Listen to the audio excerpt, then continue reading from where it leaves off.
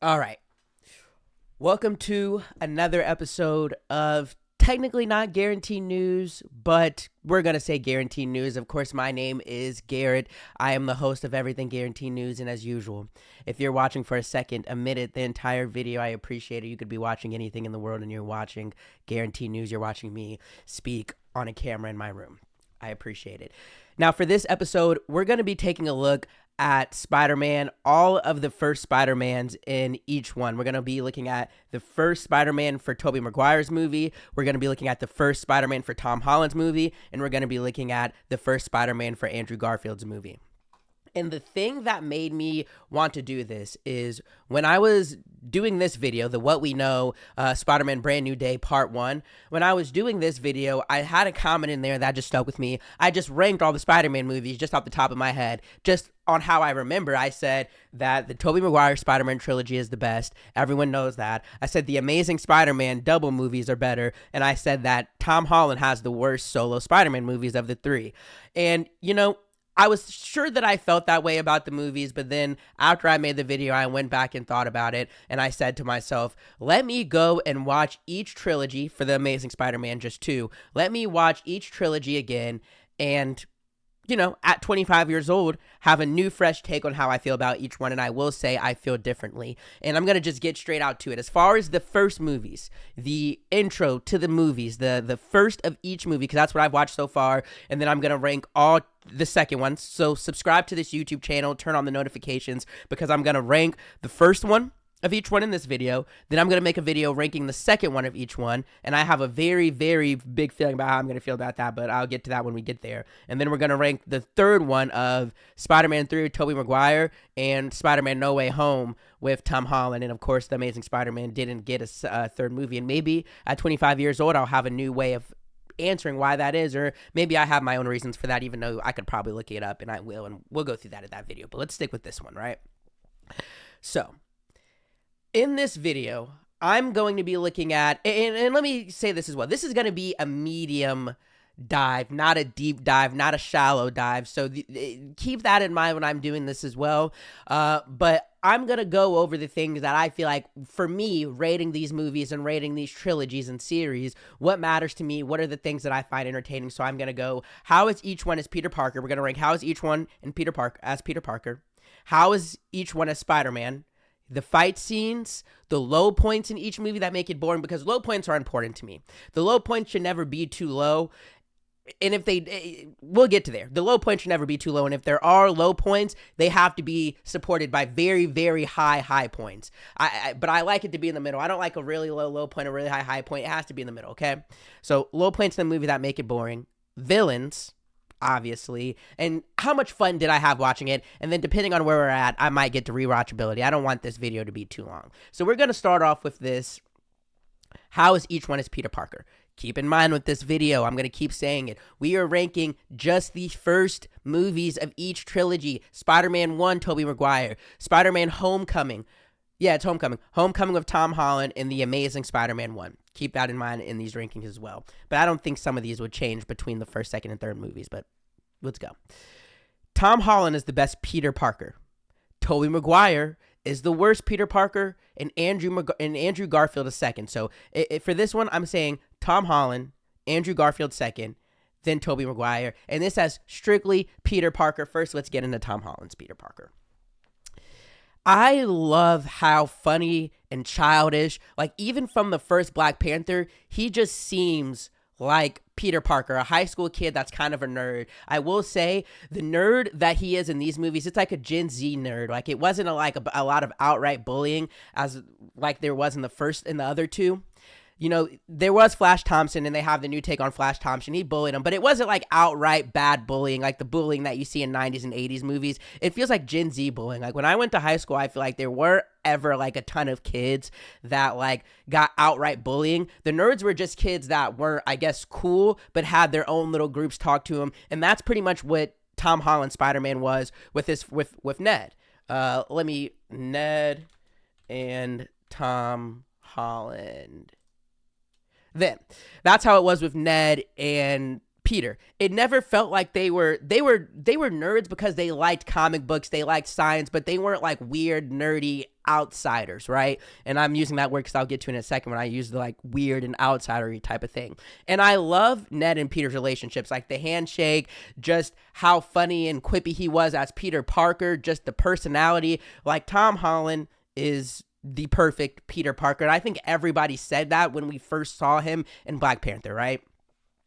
Now, Andrew Garfield, and this is going to be a theme of this episode. Andrew Garfield's whole The Amazing Spider-Man series, if I'm remembering right, in this movie, the first one, just makes me think he was pretty good at everything, not great at anything, right? As his Spider-Man, he was, believable as a teenager, and I was going to get into this. Tom Holland was by far the most believable as a teenager. And I looked into the age, like Tom Holland, when Tom Holland age when Homecoming came out. He was by far, here's the ages. Tobey became Spider-Man at 27.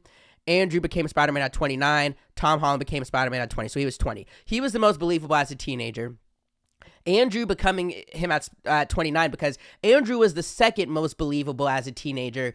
And we'll get to that as well because I'm just going to say now, Tobey Maguire was like, I could not believe that he was a senior in high school, but we'll get to that at his part. But Andrew Garfield was believable as a teenager, medium as far as Peter Parker, and I say that because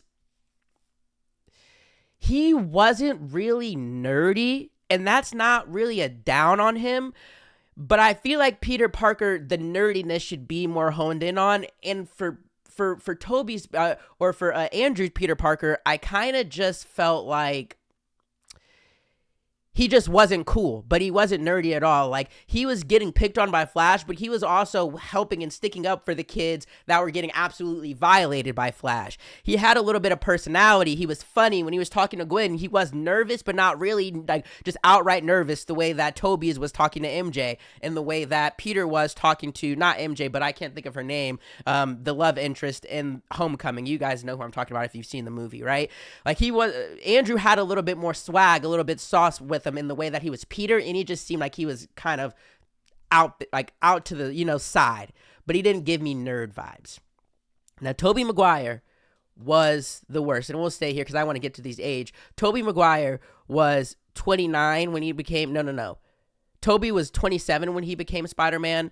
Okay, he just, first of all, I just couldn't get past by how old he looked and how old the entire cast looked when I was looking at Spider-Man 1. And I think as I've looked at this when I was older, it was like something I noticed, but now it just became very visual, like very glaring as I watched all three of them back to back to back. First off, he looks like someone they all look like they're someone in their mid-20s. Mary Jane, Harry, Osborn, they all look like they're in their mid to late 20s. Whereas Andrew Garfield looks like he could be in his early 20s, stretching as a high schooler. And Tom looks like he could actually be like 18, 19, 21, which he was. He just looked too old. Second, as Peter Parker, he was almost so nerdy, it was weird. That's when I got into like the weird vibe. Like, he just gave me like an outsider, meek, like wasn't able to talk to Mary Jane. Like, he was a real nerd. He was like a 90s nerd, like where he was getting bullied, having to run to catch the bus. Like, he was just like, I don't know. It made Peter seem way more nerdy and weird than nerdy cool.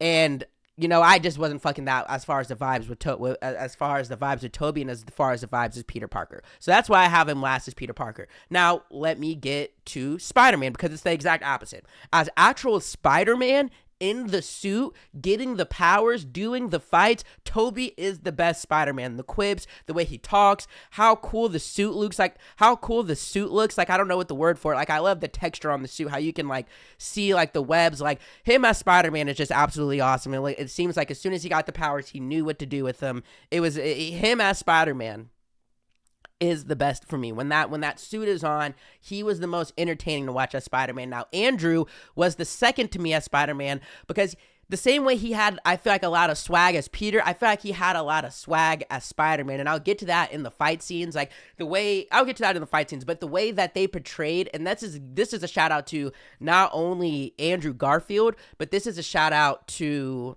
And let's just have them all up. Andrew Garfield,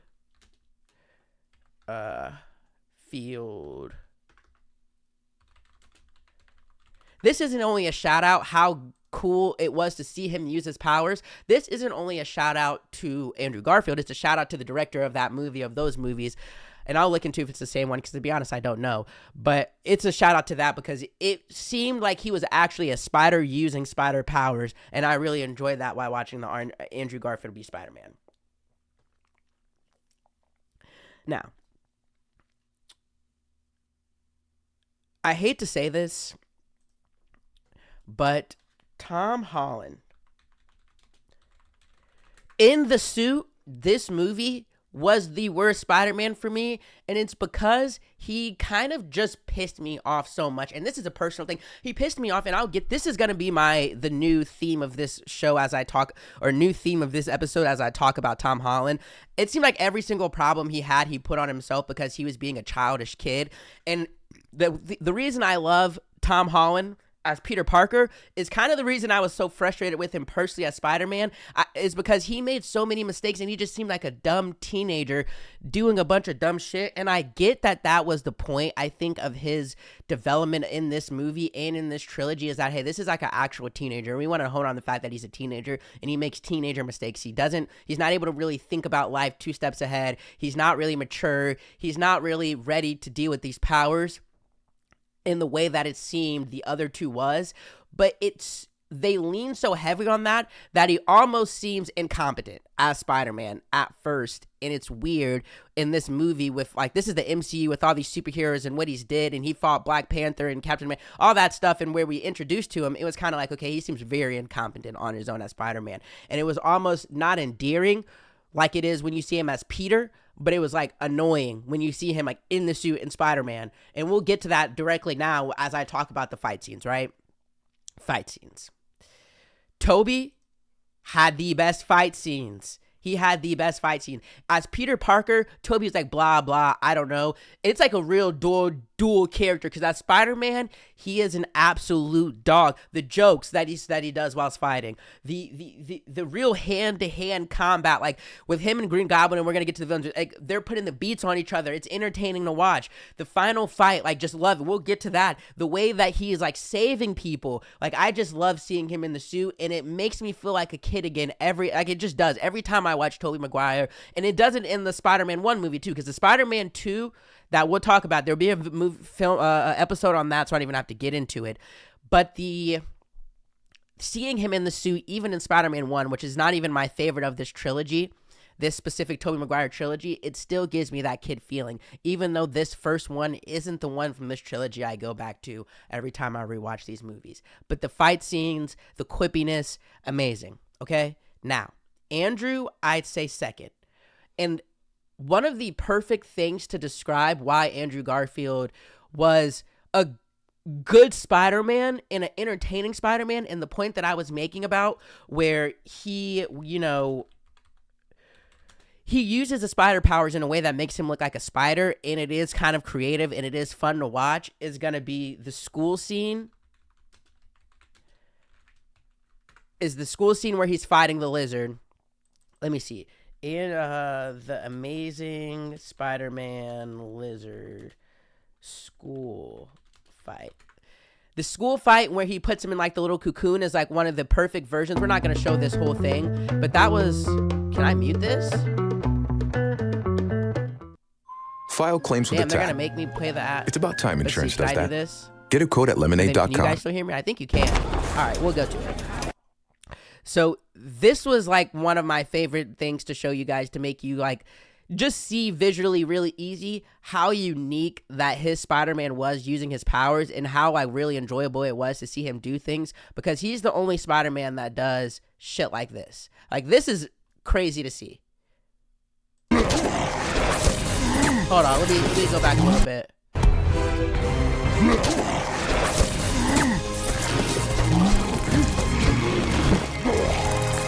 Like that.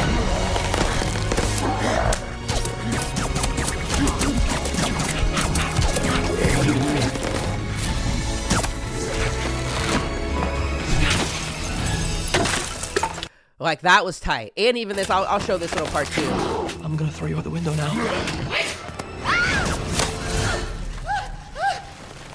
He just had a bunch of swag using the powers and Peter. I keep saying that, using as Spider-Man and as Peter, that the other two don't quite have. It's hard for me to even believe Andrew Garfield, the way he plays as Spider-Man, as like a real nerd or like someone that's nervous. He seems like a kid that's actually really cool, that just doesn't like the cool kids and then got powers and then just became like, you know what I'm saying? This, like, the crawling, like, this is why he's second as Spider-Man, because he seems adapt to use the powers, and watching him use it, he does a bunch of cool, like, the classic, like, the shoot web, go back and use it as a slingshot. The other two did that move, but the way he does it is just, it's just swaggy, and he uses it in different ways. He uses it to fight, he uses it to go up, like, to climb, like, it's just, he's second Spider-Man for me, he has the second best fight scenes to me. Tom Holland had the worst fights.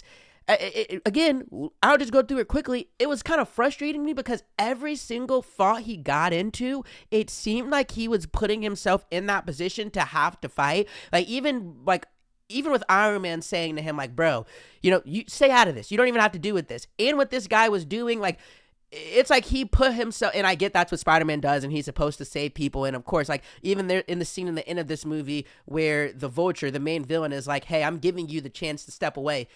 And you're like, because it's Spider-Man, he'll never step away, he has to do the fight. Like, I get all of that, but in the other two movies, it's like they somewhat had to fight. Like, this was a villain terrorizing people and doing like crazy shit, and you had to stop him. This one felt like a kid trying to stop a regular villain getting in where he's fitting in. That's like and we'll get to that. Like, someone's getting in where they're fitting in, and then stopping them. The final fight where he's trying to rob the Stark Towers, like when they're doing the move, he has to stop that. I get that. And towards, as much as they keep fighting and Peter keeps pestering him, it gets to the point where they have to fight. But the fight scenes were not that entertaining in this one to me because of that reason, that it always felt like he was forcing it, A, and B, the final fight was lame because he didn't even beat the guy. The guy blew him. He didn't even beat Vulture. Vulture blew himself up. He didn't put the beats on him. It felt like he got given a dub. Whereas like Tobey Maguire, the final fight scene with Tobey, straight beats, bro. Like him and the Green Goblin bumping, bro. Slow mo, like yeah. Throw into like just entertaining. You're actually like vividly like just pumped up watching it. And this one, the swagginess of it, Tom, it just, final fight, it just was like, wasn't giving him the beats like how I wanted to and how I remember him doing in the third one of this trilogy. Okay? Low points in the movie.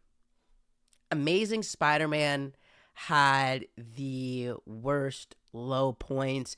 It was just how they did Uncle Ben was a tad boring and just rushed through. How they incorporated Peter Parker's parents in the story, and their story was very interesting, and it was very honed in on this movie, and I think if I remember right, the second one. But at the same time, I found myself being bored during it a lot. And that just might be a me thing, but I just wasn't caring when those scenes came up. It just didn't feel like they built the equity for me to care as much as it seemed like to be a major staple point in the movie, not gonna lie.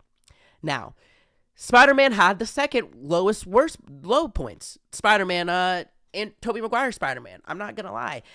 Just how lame and weird Peter Parker was giving me a little bit of secondhand embarrassment with how nervous he was talking to Mary Jane, how Harry sometimes seemed, how bad of a friend Harry was to Peter and just taking Mary. It just seemed like, it was like a little, I don't know. It had some boring parts where I was like, okay, I'm bored. And Homecoming, I'm not going to lie, had the least amount of boring parts because it was so fast paced. It was quick. It was MCU, so it had Iron Man in it. It had all the tech in it. It was funny because even when Tom Holland was being Spider-Man, it felt like he was Peter Parker. If you know what I'm saying, whereas like Tobey Maguire, every time he was being Peter Parker, you just wanted him to go back and just get the suit on and fight and be Spider-Man and interact with the villains. Whereas like Tom Holland, it's just like, even as the Spider-Man, the jokes, the way he talks, it feels like Peter Parker. Like, does that make sense? But that's the way I felt watching it. So the low points on this movie weren't that good, but the high points weren't that good. Whereas the first one of Tobey, high points were high, low points were low, but not too low.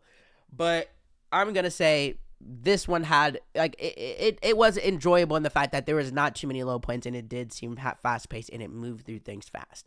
Now the villains. Best villain by far was Tobey Maguire, the Green Goblin. Like, come on. Green Goblin, Spider-Man 1. Like, William Dafoe. I mean, I don't even need to say William Dafoe did a good job. He does a good job in everything. It's William Dafoe. This was, like, great villain. This villain, even the story of the villain, like, it's, like, old school, like, this, we're not even old school, but just, like, comic booky, like, this guy is rich and gets Harry Osborn, owns this company, gets kicked out of his company, wants to get his get back on the people that ruined his company. And he also is doing the super strength serum that makes him turn crazy and go into the evilest parts of himself, but also go to the Green Goblin, and he becomes like this dual person. And he's going and using these super strength powers and craziness to just go and get revenge on the rich people that kicked him out of this company. And in doing that, Spider-Man has to save the city because he's just going and killing people. Like straight villain shit. And he's crazy as hell. He puts the beats on Spider-Man. This scene right here where he's like just talking to him, slaps him on the head, like swaggy, bro. Best villain by far. If there's anything in this video that I don't think anyone will disagree with, it's the fact that William Dafoe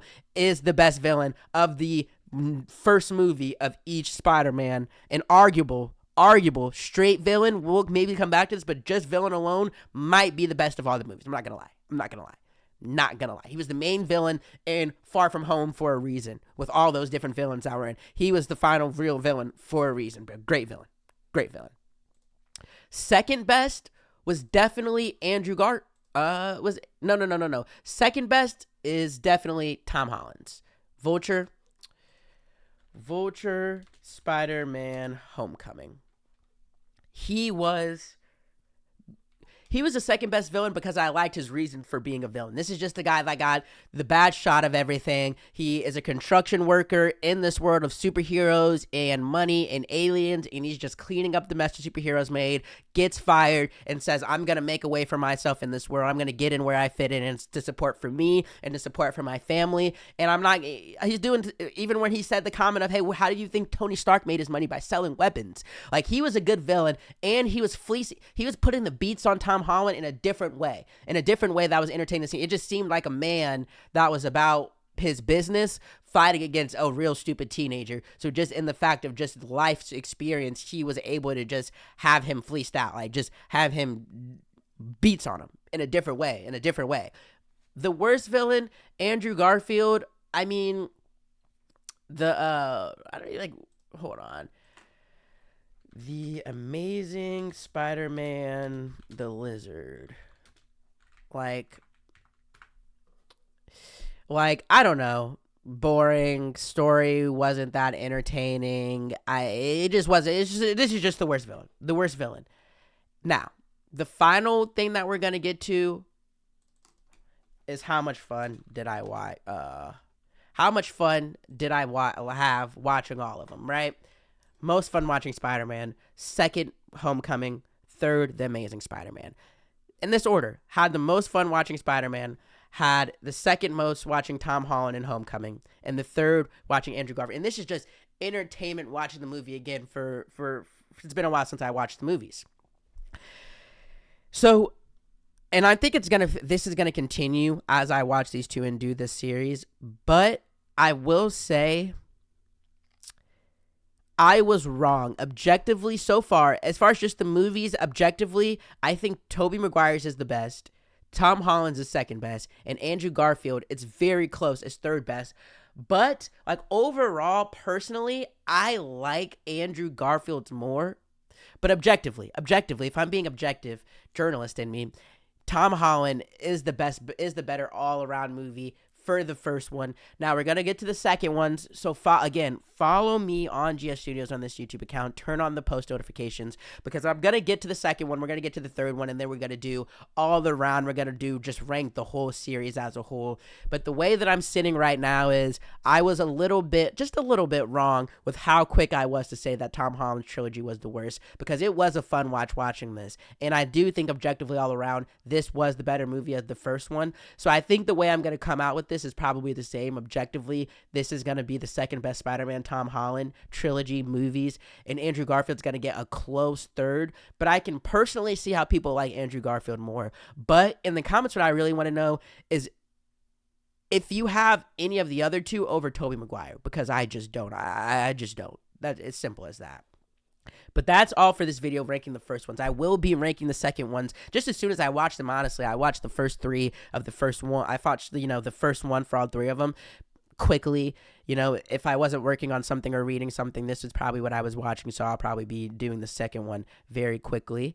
And that's a wrap on that. I mean, subscribe if you're watching right now and you're not subscribed. Why would you not just subscribe at this point?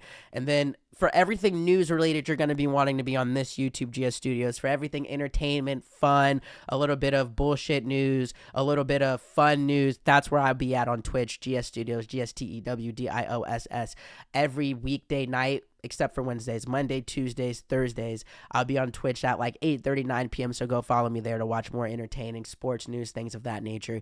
And then make sure you're watching on this YouTube channel where I cover things like news, where I cover things like politics, things going on in the country, foreign affairs, things of that nature, because that's what I'm interested in. And again, thank you for watching this episode, and you guys have a great rest of your day.